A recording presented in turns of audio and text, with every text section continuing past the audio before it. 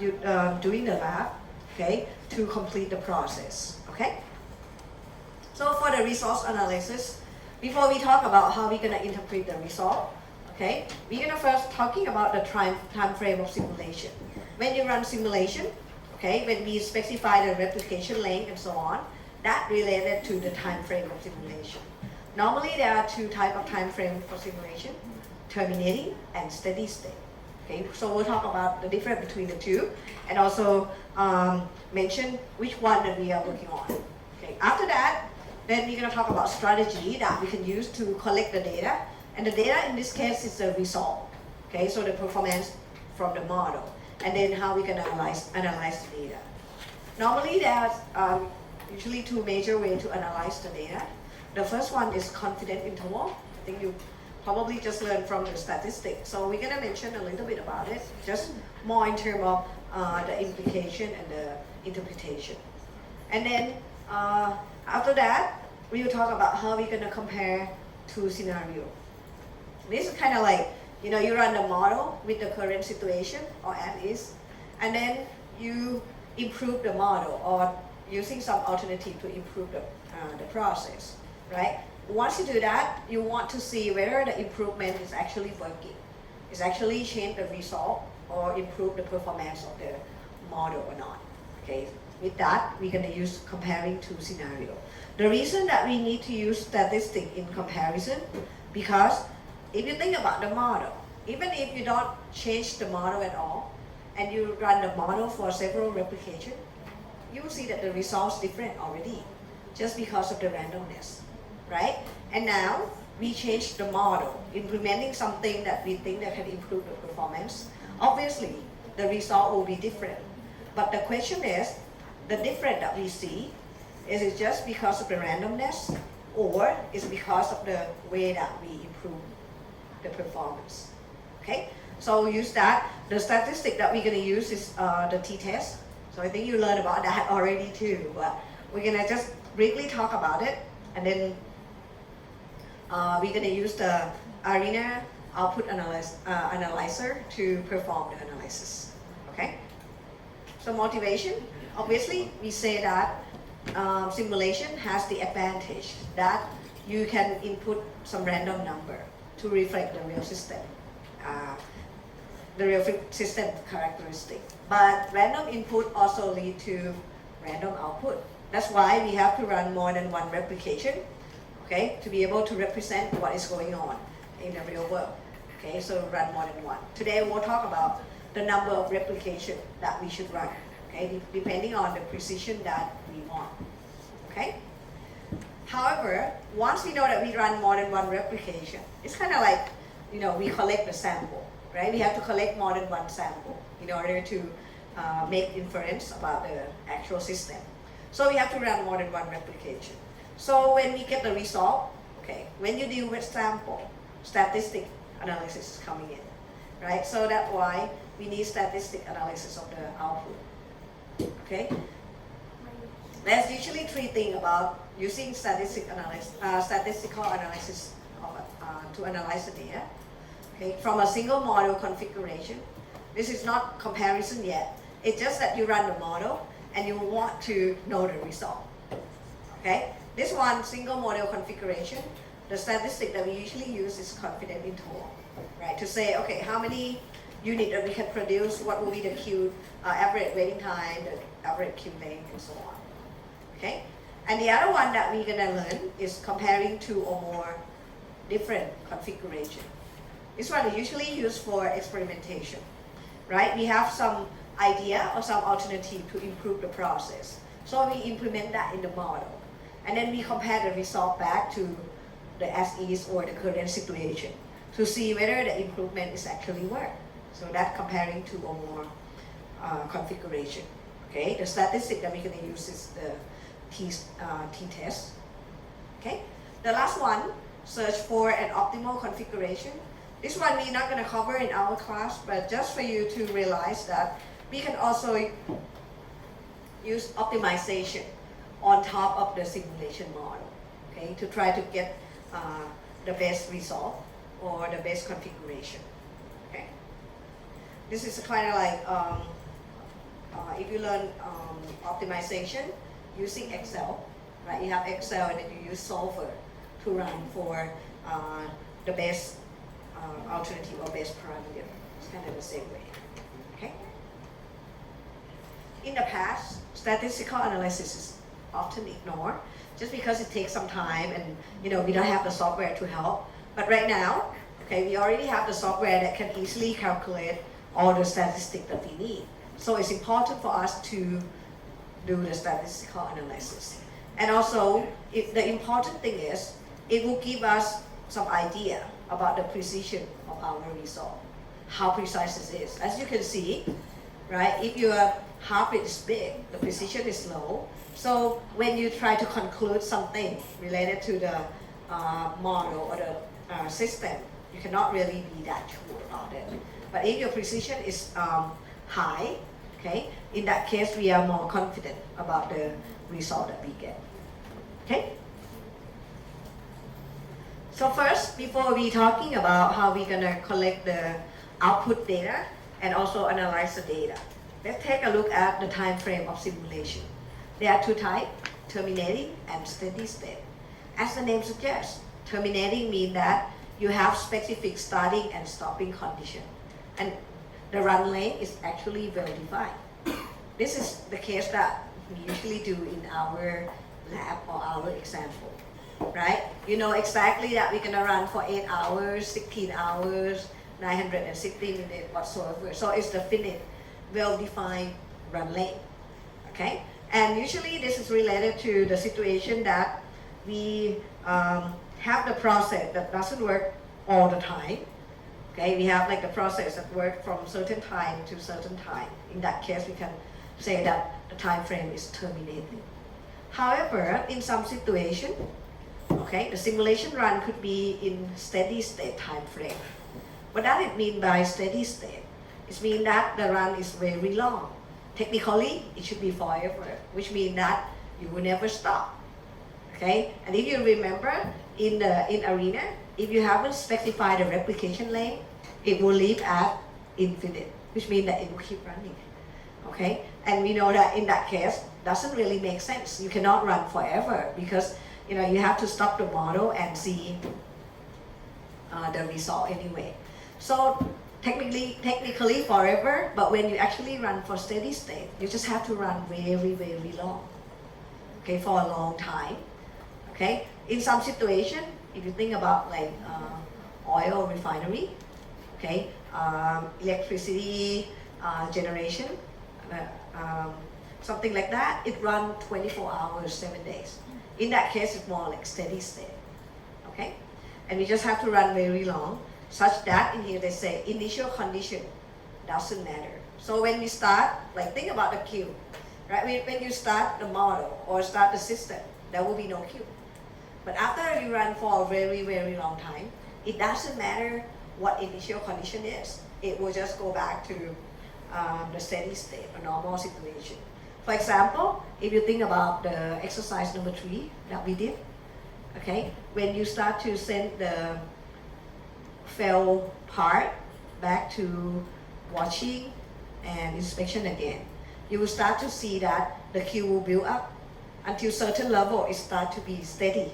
Right? It doesn't move up or down anymore. So that's kind of like reaching the steady state. This is the performance of the system in the long run. Okay?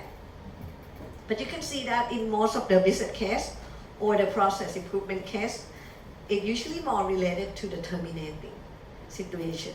That we have the specified time that we are interested in. Right? Could be the normal working hours, or sometimes it could be just the time that we want to explore the behavior. So in that case, that's why we here will use the terminating system. And we will talk about how we're gonna collect the data and analyze the data statistically. Okay? But as mentioned here, to choose whether you're gonna use terminating or steady state, it usually depends on the objective of the study. Okay? Sometimes you may try to model the factory that run 24 hours, 7 days, but you're just interested in at a certain point in time. In that case, you can also run terminating. Okay? If you decide to use steady state time frame, That will be another way to analyze the output data. Okay, we're not going to cover in our class, but in your textbook, it will cover that. Okay, today we're going to focus more on terminating, which is a normal situation that we see in business. Okay, so let's assume that we run the model, right? Right now, we don't know how many replication is appropriate. So we're just going to make like some couple runs to see the result first.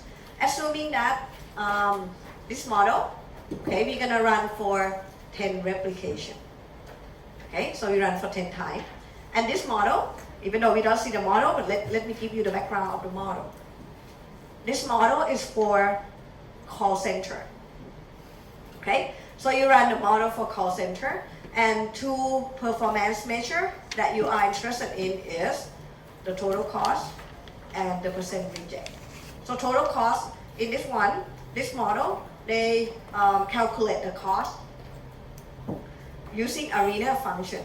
Okay, in the resource, they specify like the cost when the resource is idle, resource is busy, and so on. And percent rejected, that's coming from the number of times that the customer call and get rejected. So think about call center, right? They need to, each call center will have to have the line available for customer to call, right? Sometimes we call it trunk line, okay? When customer call, if the line is available, customer will get through, right? And then when they get through the system, it could be that they are speaking with the representative, or the representative is not available yet, so they have to wait in line, right? Imagine your situation when you call. Usually you get, the first thing you get is the automated system that you will select which direction or which way you're gonna go, right? And if you select to talk with the representative, sometimes you still have to wait in line until the representative is available. So let's assume that this company has 30 trunk line. So at any point in time, they can accept 30 people, right? And maybe that, 5 is talking with the representative, 5 talking with, checking the automated system, and the rest waiting in line. That's possible, right? So if you have 30 people in line already, so they occupy all the front line, the 31st people that call, they will get the busy signal because they cannot get into the system anymore, right? So that is basically the rejected call. That makes sense, right? Because, sometimes, yes, people waiting in line is not good, but you want them to wait in line instead of getting the busy signal and cannot get into your call center at all, right? So in this situation, they just monitor the percent rejected, like how many percent that the call is rejected or customer call and get busy signal. Okay, don't worry about it too much, but what I would like you to see here first is that when you run 10 replication, right, you will see that the result, okay, will be different, okay, across replication. This is normal, right? What we see that the result will always be different. So this is a cross-replication variability. And it's true because of the randomness that occurs. Okay, so keep in mind this is the first 10 replication that we run, okay? And then when we run 10 replication, okay, you will see that in ARENA, it will give you the category overview report, right? And this report will show you the average and the half-width, okay, average and half-width, so that you will know like the precision of the result, okay? This is important for us when we're gonna use it to calculate the number of replication that we need, okay? So how do we decide how many replication that we want? You can do simple thing like trial and error. Just try different number of replication and try to see when the results start to be pretty similar. Doesn't change that much. But this one takes time. Okay? What we usually use is the second one. We call it approximate number for acceptable precision. So it's kind of like you have in mind what is the acceptable precision that you want. And then you calculate the number of replication that you need in order to get that precision. Again, if any of you doing the survey, okay, the questionnaire, right, you need to have like the number of questionnaire that you can collect.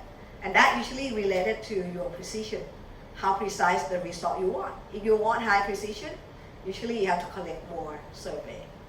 Okay, and the last one is sequential sampling. We don't use that much. Okay, and when we start to run for doing the output analysis to collect the data, we usually turn off animation.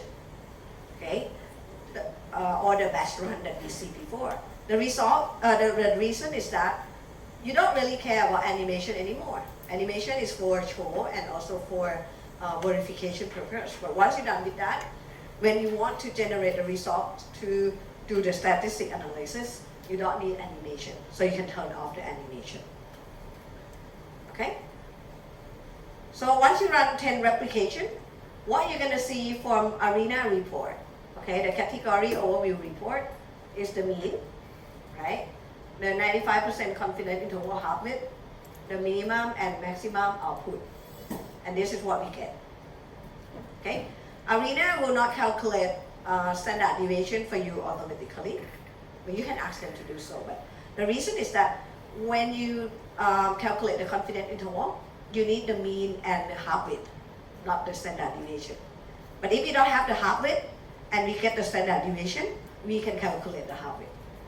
Okay? Because the most useful part, as I mentioned earlier, is the confidence interval. So normally we calculate 95% confidence interval on expected value.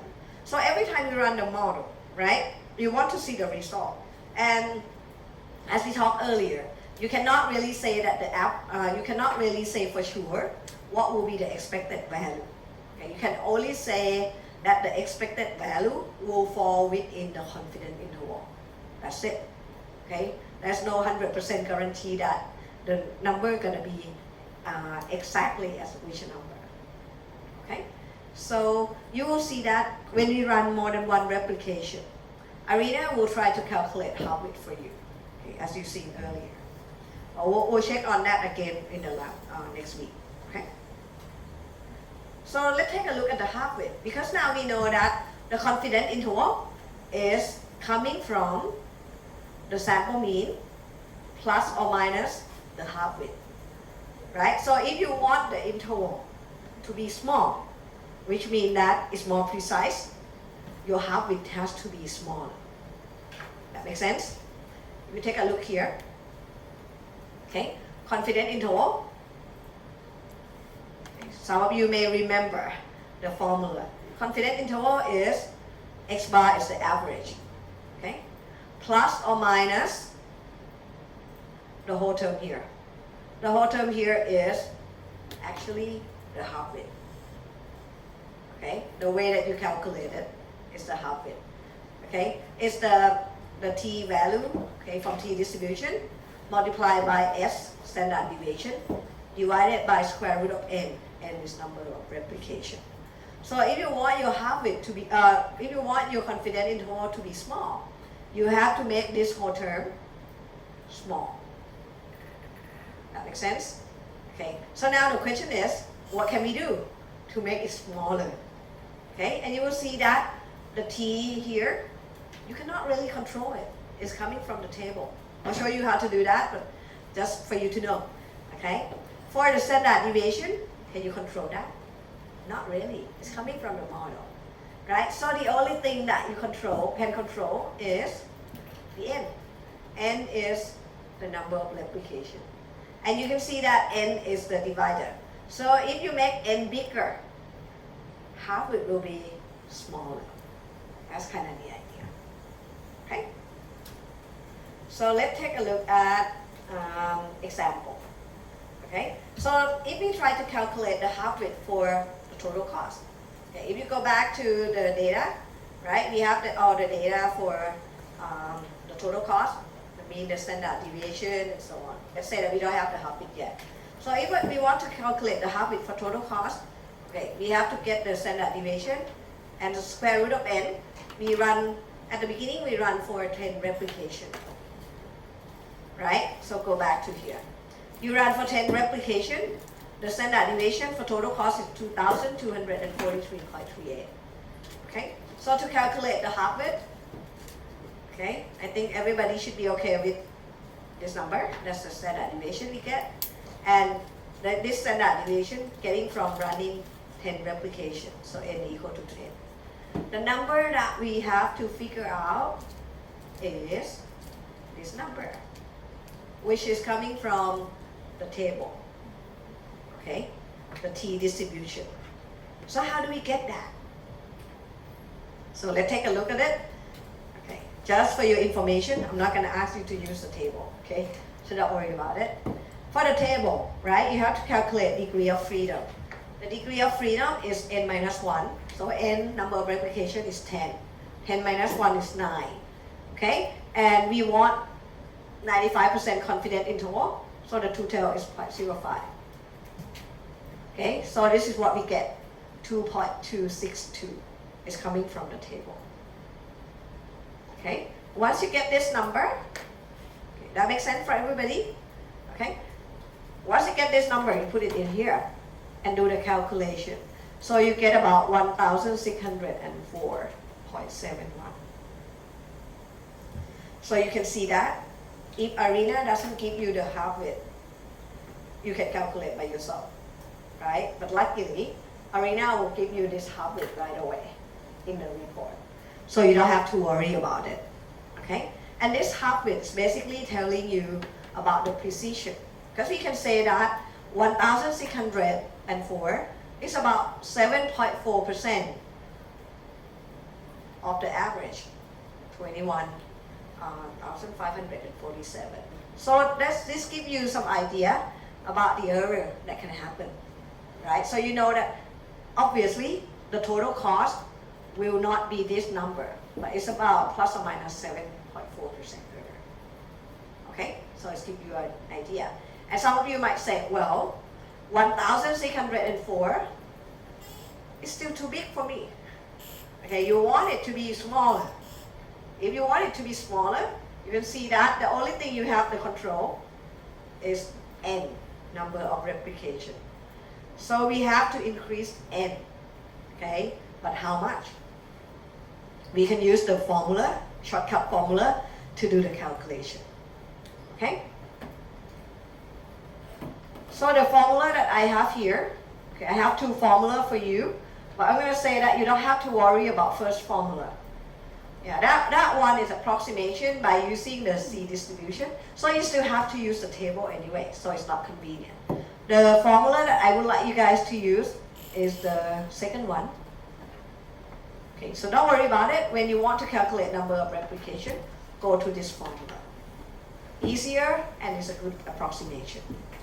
Okay, so how do we get, what is this formula? So you can see that n is the number of replication that we want to know.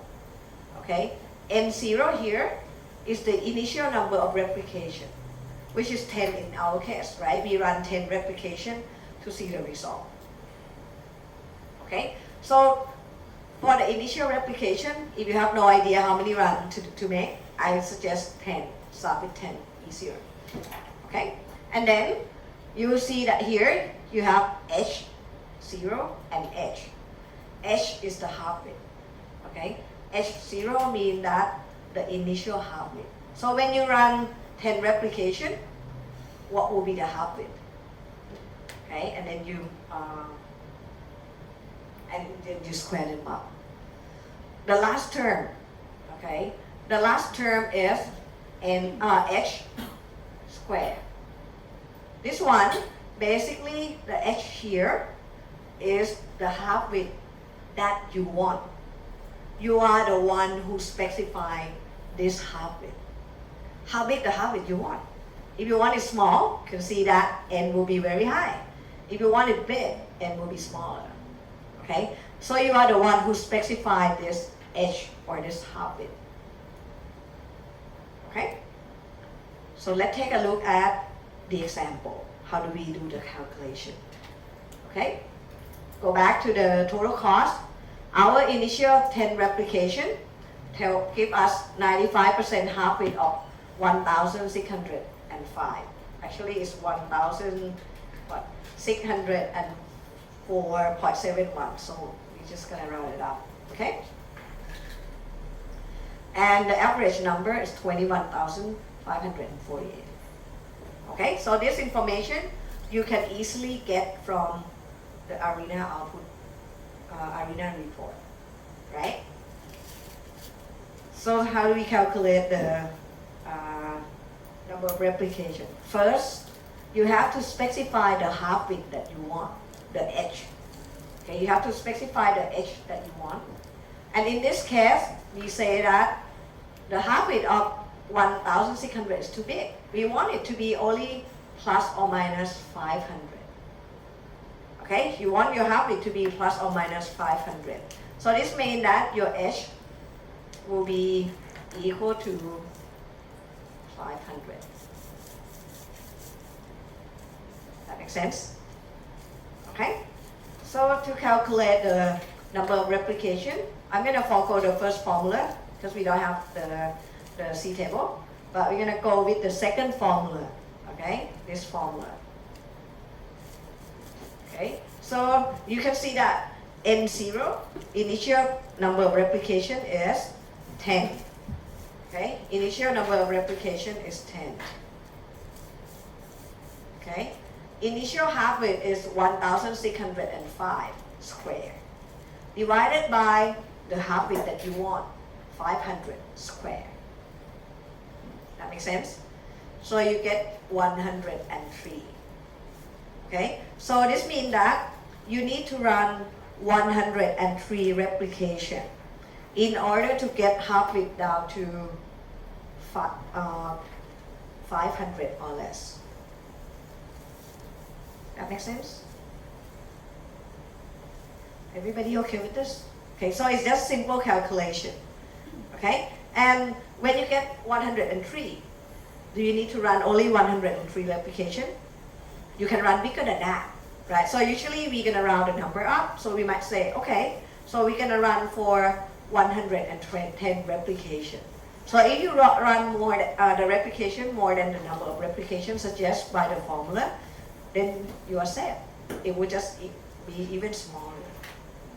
Okay, so the important thing here, you have to know what half width you want. Some people may just say, okay, I want to be plus or minus 500, plus or minus 10, whatsoever. Or some people might say, can we say that we want it to be, let's say, plus or minus, 5% of the average. You can do that, but you have to calculate what is the 5% of 548, and then get the h value. You cannot say 5. If you say 5, it means that you want it to be within 5.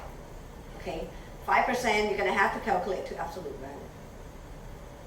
That makes sense? Okay, and let's say that we're going to run 110 replication. So we try that with the model, and this will be the result. So you will see that the average may be different from the previous average. That's fine, don't worry about it. Okay, but you can see that now the half width is smaller than 500. So that satisfies our criteria. Okay, you can see that now our precision is better. It's within plus or minus 500.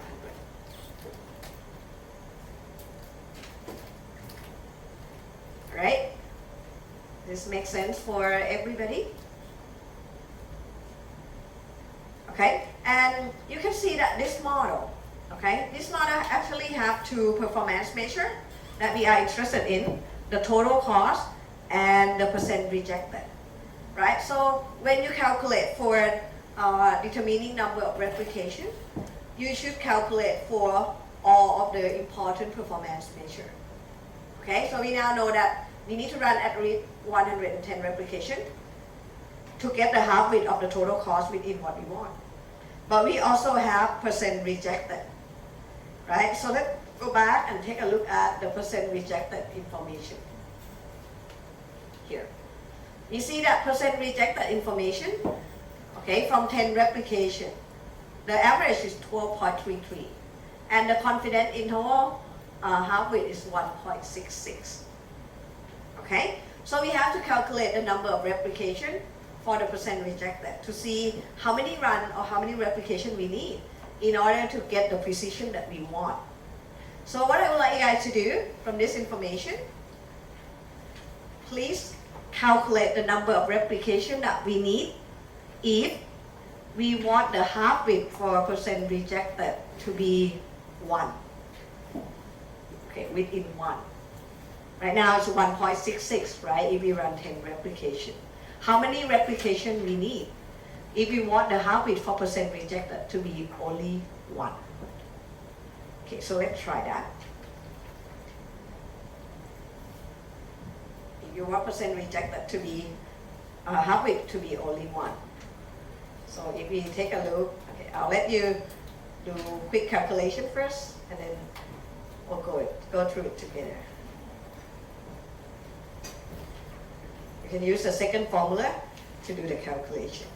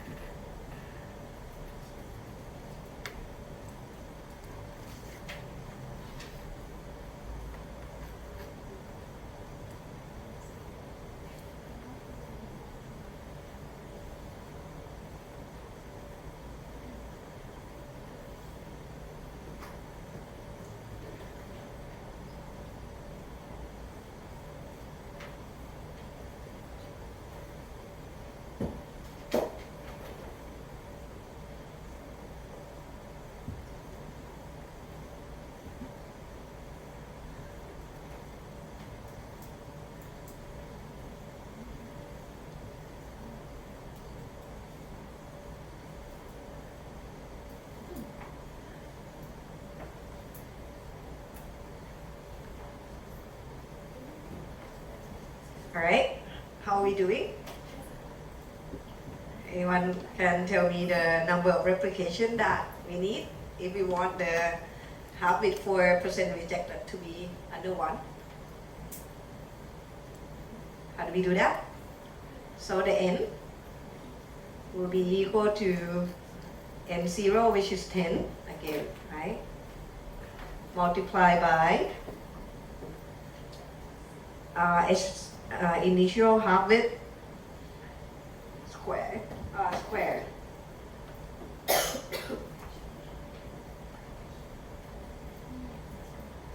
So that will be 1.66. Sorry, bad handwriting. Square, right? 1.66 square divided by the half width that you want, which is 1 square. So what you will get? Like 27.56 something, right? Does everybody get that?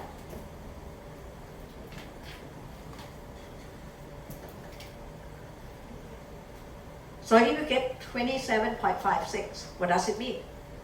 You have to run at least, like, let's say 28 replication to get the half width for percent rejected down to 1.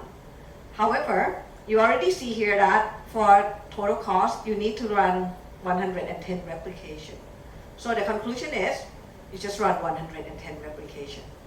And both of the half width will be within what you're looking for.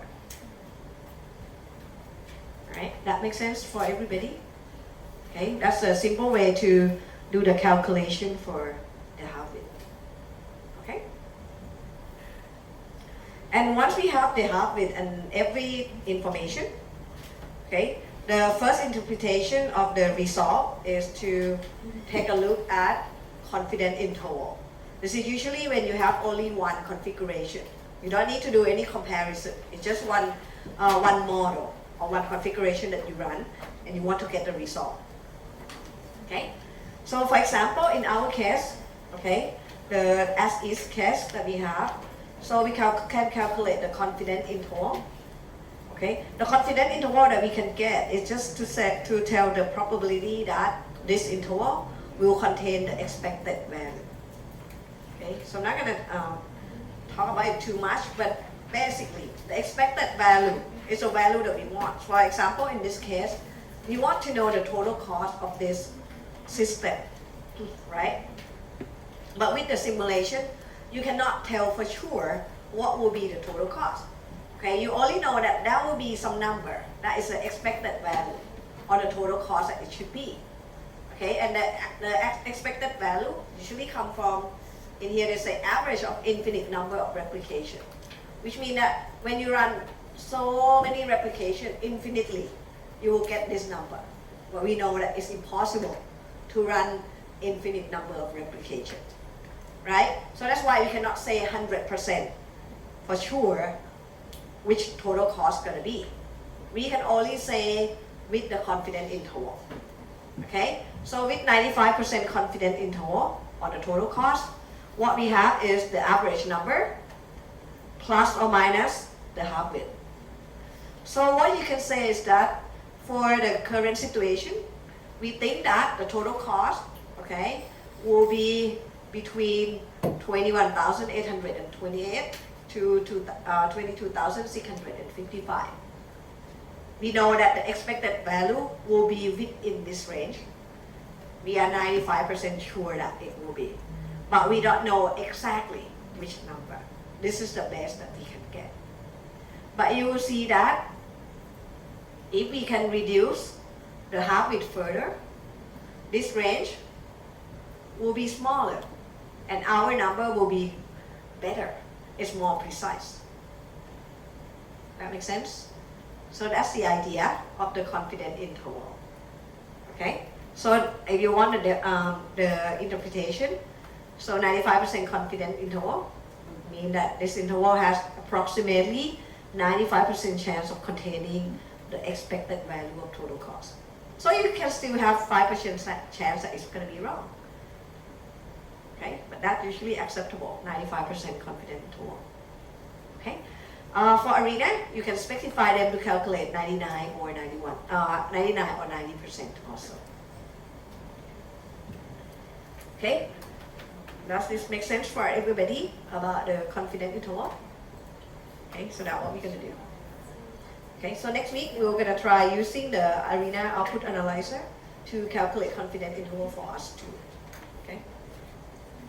And normally, actually, using the confidence interval idea, we assume that our data is normally distributed. Sometimes it may not be true in simulation. So the safe way to do is to try to run with the large number of replication. Because when you have your n is big, your data will start to be normally distributed. Okay? So when you're not sure, just run with large number of replication. Especially when your model is very small, there's no problem running with a large number of replication. Okay? So that one statistic that we learned. Okay? The second one that we're gonna concern, we'll do in the lab tomorrow, next week also, is when we want to compare two scenarios. Okay? Usually it means that we are interested in comparing different version or different alternative. Right? So you have like the current situation, and now you improve the model or find a way to improve the process. So you implement that in the simulation and compare the result to see whether it's actually improve the process or not. Okay? So when we say a different configuration or different scenario, okay, sometimes it could be as simple as you changing just one parameter. Or you changing the routing, the logic, okay? The logic from like Okay, customer will always choose the shortest queues, or customer will always choose the express lane, something like that. So that different configuration, and you can run to see the impact of each logic that the people use. Okay, so in this example, okay, we're gonna assume that what you see before is the base case, right? And now we add some more resource. So we add some more truck line and the representative. Okay, so we're gonna call it more resource case. So don't worry about what we add. It's just that, okay, we add some more resource in the model. And then we run the model again. Okay, the more resource case, because we already have the base case, right? The base case is what we have here, right? We run 400 replication, 110 replication. So now we're gonna run more resource case, 410 replication also, to make the comparison, right? If you want to compare different scenario, the number of replication that you use should be the same. Okay, you collect the same sample to compare. Okay, so assuming that this is a result that we get. Okay, the way to check whether the result of the new model or more resource case is it actually different from the base case or not. The first way that you can do is to compare the confidence interval. Okay, this one is a simple way, very easy, but sometimes it may not be as precise as doing the statistic analysis, but we can do that. Okay, so this is what we get. The base case, you see that before, right? This is the interval, average plus or minus half it. And for a more resource case, we run 110 replication. Again, we get the average and the half it. Okay, and this is the interval for more resource case. Okay, so to compare whether the more resource case has higher total cost or lower total cost than the base case, what you can do is you just compare the two confidence interval. Okay, if there is no overlap, okay, you can see here. Okay, this one is from 21 something to 22,655. But this one starts from 24,244. So you can see that there is no overlap between the two confidence intervals. If there is no overlap, we can conclude that the two number is significantly different. Okay, it's statistically significantly different. Okay, so it means that yes, with the more resource case, your total cost will be higher than the base case. That makes sense? Okay. If the interval is not overlap, you can say that yes, the two number, okay, is significantly different. But if the interval overlap, just only one number, if it overlap, it means that there's a chance that it's the same. So you cannot conclude that it's significantly different. That makes sense? Okay, so one way that you can do is just compare the confidence interval. The second way that you can do to compare two scenarios is to use output analyzer. Okay, we're gonna use the function called compare mean, okay, or mean comparison. And to do the mean comparison, the statistic that we use is the t-test. You probably learned already about it, that you compare the two mean, okay, to see whether it's the same or it's different. That's it. That's what we're trying to do here. Okay, so I'm just gonna go through the output analyzer briefly here. I'm not gonna open it today, but basically, for the output analyzer, it will run separately as another program. It's kind of like the input analyzer. You're gonna have to run separately from Arena. Okay, and output analyzer, it will operate on this type of file, .dat file. So this means that if you're gonna use output analyzer, you're gonna have to find a way to create .dat file first, and then input that to output analyzer. So this means that the first thing we're gonna do for the lab is that we're gonna learn how to tell Arena to calculate the .dat file. Okay, to create the .dat files so that we can input, so that we can use in output analyzer. Because if you think about in the past, what we do when we run the model, we only get the report, right? But now we don't care about the report. We want to get the .dat file, .dat file, so that we can use it in output analyzer. And next week we're gonna talk about that. Okay? So remember, it's kind of like input analyzer. We have to create the text file to put in input analyzer because it can read the text file. For output analyzer, it can read .dat file. So we can do that. Okay? And once you put it in, so this one I'll talk about it when we do the lab. But once we create .dat files, we can put it in output analyzer. It will read, and then we can ask output analyzer to do the t-test for us. So we don't have to do by ourselves.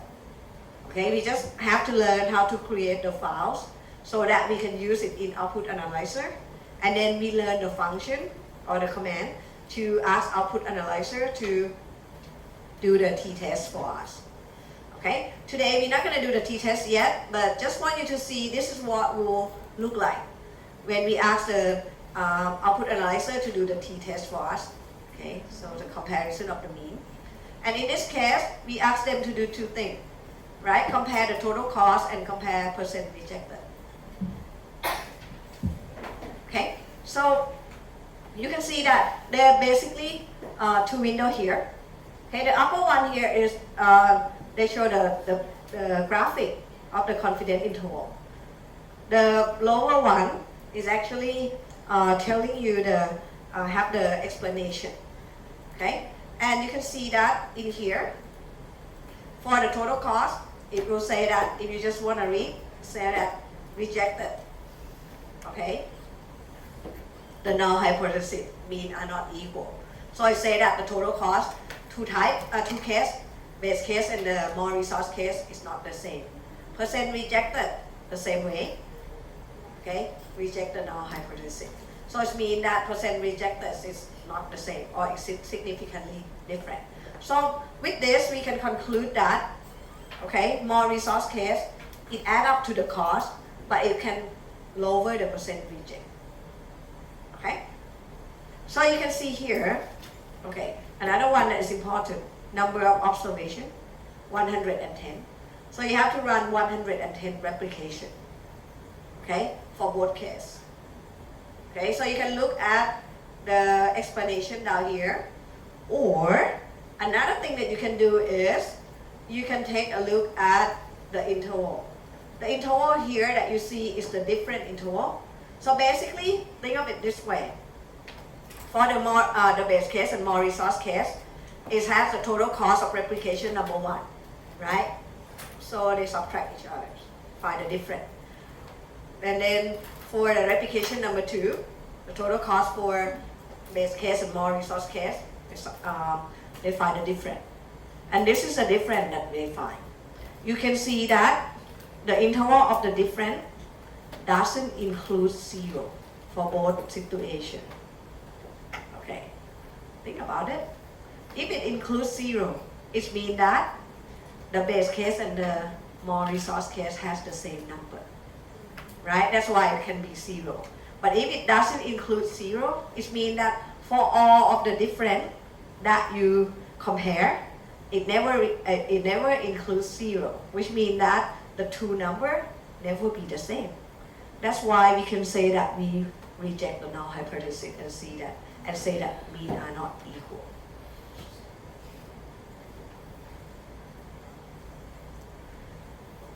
That makes sense for everybody? So that's what we're trying to do, okay? I know for today we might kind of have some idea but still get confused. I think when we try it on the lab, it will be more clear, okay? But this is just to show you how output analyzer will help you do the statistical analysis, okay? To see whether the mean is different or not. Because, I mean, for this one, basically, you want to know that, okay, when you add resource, that's really increasing the cost. Unfortunately, it is. But at the same time, you can lower the percent rejected. Okay? The reason that we need the statistic is because even if we don't change anything, the result always different because of the randomness, right? So you want to make sure that the difference that you see it actually contributed from the change in the model, not just the randomness itself. So that's why we need statistical analysis. Okay? All right. Is everybody okay with this? Do I have any question?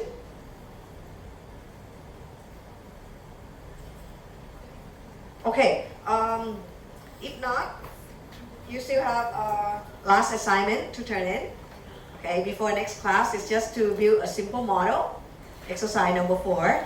And this is, I think it will be a good way for you to try out and see whether you can build a model by yourself or not. Okay, just to refresh your memory. So please, if you want to take a look at in your course package, just kind of flip it back. Okay, this one will be before the result analysis, but after lab number 4, debugging. You will see exercise number 4. So I just want to go over it quickly so that you know what you need to do. Okay? So exercise number 4. So let me get to that.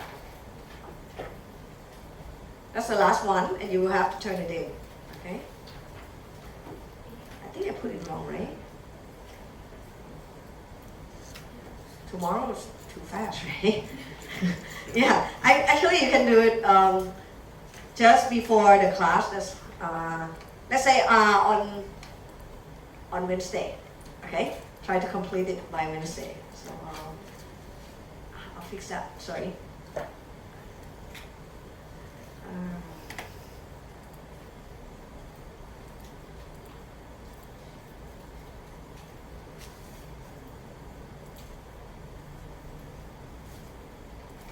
That will be 26. Okay, I'll change that. Okay. Yes. Oh yeah, that's right. Thank you. Yeah, I put in the wrong one. Yeah, they already complete that, so. Sorry about that. Thank you.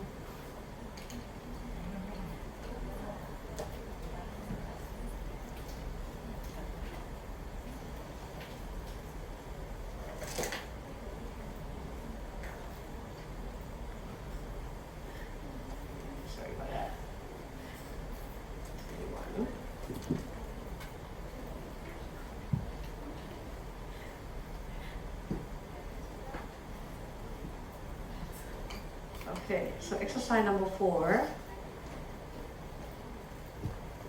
Okay, I think I put it, yeah, Wednesday. So exercise number 4 asks you to build a simple model. Okay, and basically I give you the instruction, just a description about the model. Okay, so it's actually the simple model for the hair salon. Okay, that will have 2 different type of customer coming in. Okay, so I think you can read about it later. And some of the information, for example, the first one, let's take a look at the first one. Okay, the interval time between scheduled customer can be modeled using a normal distribution with mean of 50 and standard deviation of 5. This one is easy, right? But if you take a look at the second line, interval time between walk-up customer has a mean of 60 minutes and is totally random. What probability function or probability distribution do you use? What do you guys think? Okay. So when we say totally random, we're gonna use exponential distribution. Okay. And when we say totally random, remember interval time is exponential 60, with 60 minutes. What about first creation? Can first creation become 0 as the default? If first creation is 0, is it totally random? No, it means that you know that the first one will be at time 0, right? So in first creation, you should put exponential 60 also. I'll let you figure out how you're gonna put that. Okay? That makes sense for everybody? Okay, and then this one I think it should be okay. Processing time vary from 5 minutes to 25 minutes. Nothing else is known. So if you know only from 5 minutes to 25 minutes, what distribution you're going to use? It's the uniform, right? You only know minimum and maximum. That's it. Okay? And the salon open from 9 to 5 p.m. So can we figure out what will be the replication length? It should be, right? Okay, one important thing is, okay, in here, okay, I don't have the here, right? If you flip through, okay, your cost package, okay, you see exercise number 4, right? And then flip to the second page, okay, you will see the report like this.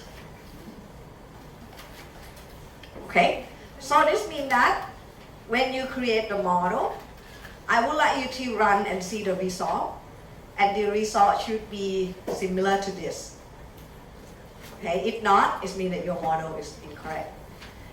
Okay, but just keep in mind that I'll show you how to generate this type of report. Okay, but just keep in mind that we will have 2 types of the entity: walk-up customer and the scheduled customer. So sometimes your report, it may show walk-up customer first or scheduled customer first. So don't worry, just take a look at the number. If it walk-up customer, the value added time will be 17.023. If it's scheduled customer, the value added time will be 13.694. Okay, it could be in different position, don't worry, but try to get to this number. Okay, but I mean, if it like you try it until like the time to submit the model and you can still not getting it, that's fine. Just submit the model. Okay, and we'll figure it out. But this model, okay, we will use it for the lab next week. Okay, but I'll ask you to submit it so that you can try to build the model by yourself, and we're going to use this model for the lab also. Okay, so and in some of the instruction here, I will have like hint number 1, hint number 2. If you flip to the last page, it will give you information about the hint. Okay, so some answer to guide you through the working process. Okay? Okay, one last thing before I let you go is how do we create this report? Okay, because go back to your arena. Okay, whatever model that you have. Okay, let's run the model again. It's quite slow, right?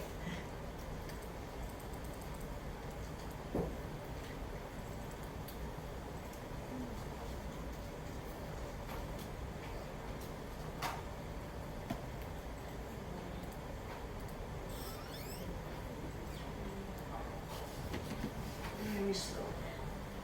Oh yeah, because it has problem.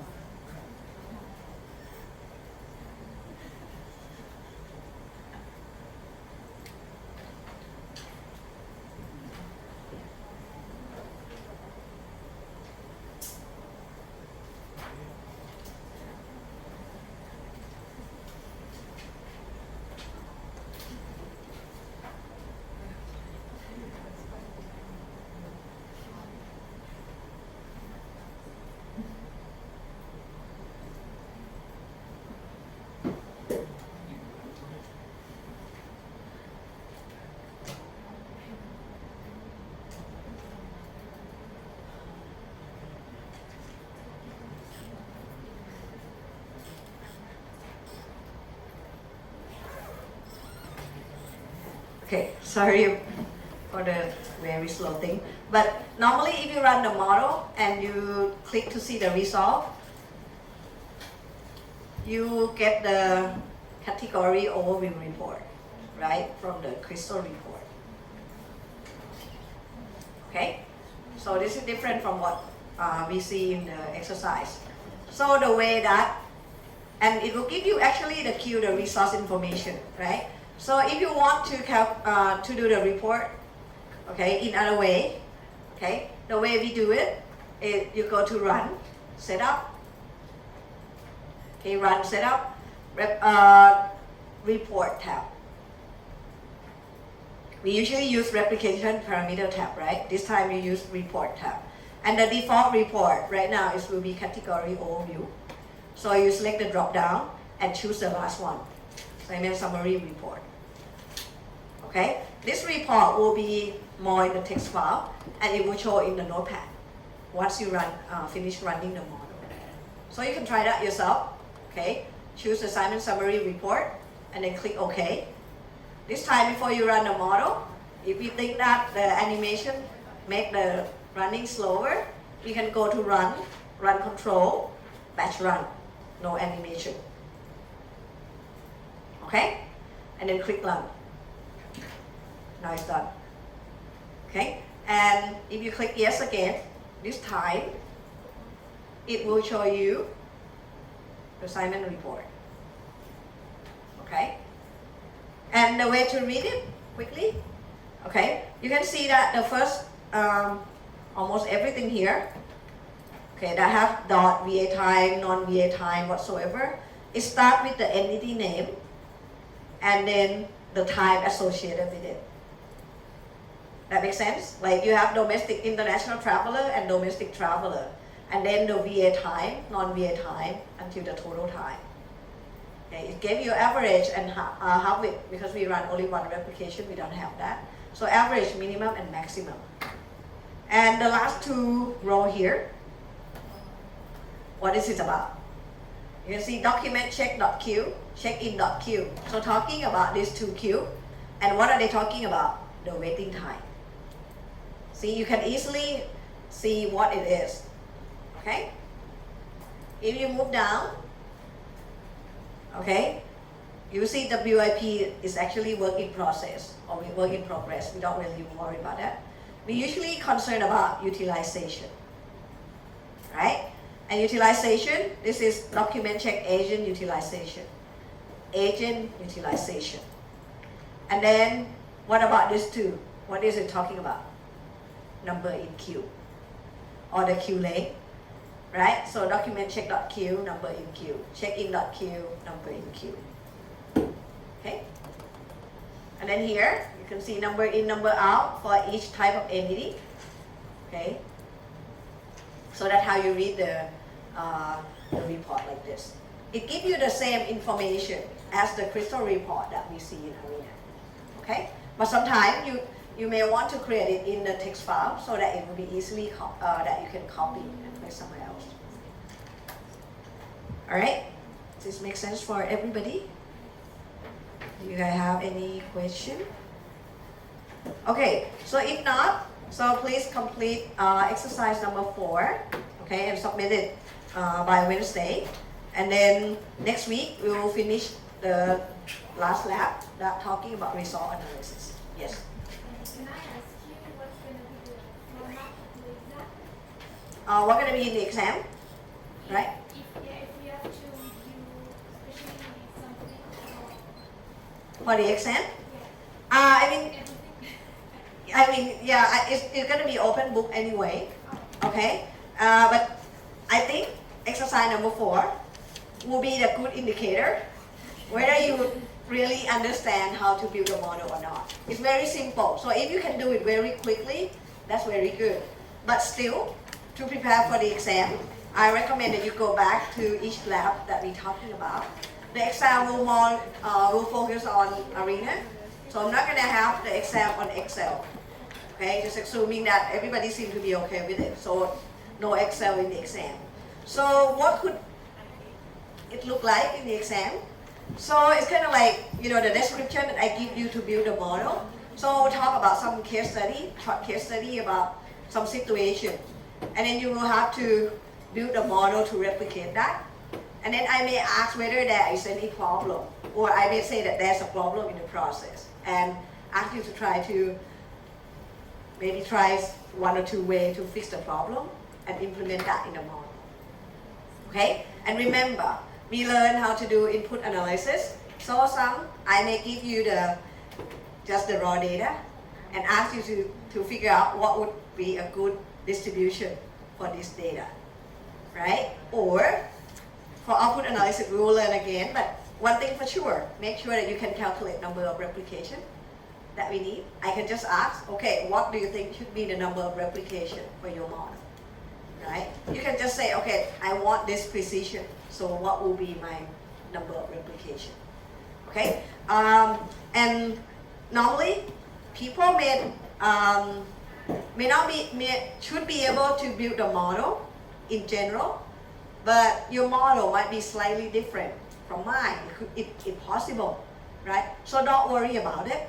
Okay, when I grade the exam, I will base on your model. But obviously, so let's say it might be like, I think maybe 45% will be the point for the model, and the rest will be for answering the question.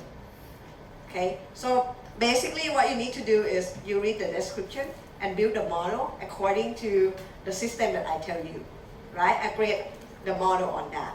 And then I will have several questions, like, okay, what could be your performance measure that you're gonna use? Okay, what will be the distribution that you're gonna use? Okay, number of replication. And I might ask, what would you recommend? And is your recommendation really work or not? You can try with the model, right? So it will be two major parts, okay? But for the part about answering the question, obviously, if your model is different than mine or your friend, the result could be different. Don't worry about that. I will just base on what you get. Okay? So it's kind of like, it's more important that you understand the process and how to do than the exact number that you get. Because I prepare that the number is going to be different. Okay? So don't worry about that. But just try. So I think the best way to prepare for now, complete exercise number 4, and see what you don't understand and what you don't know. And then start, if you're okay with that, then start to review back all the labs that we do. Okay? So I'm not gonna have something that you will never see before. It will be like the model that you see before. Okay? But obviously, there might be something that, it might be a little bit tricky for you to try. Okay? Just to see whether you can adapt or not. But the majority of the model will be similar to what we see in the class. Okay? So I'm not really gonna have you build like very difficult model. I'm more concerned about the process that you can use the model to answer the question. That makes sense? Okay? And yes, it's open book, so don't worry about trying to remember everything. There's no point doing that. Okay? Alright, any other question?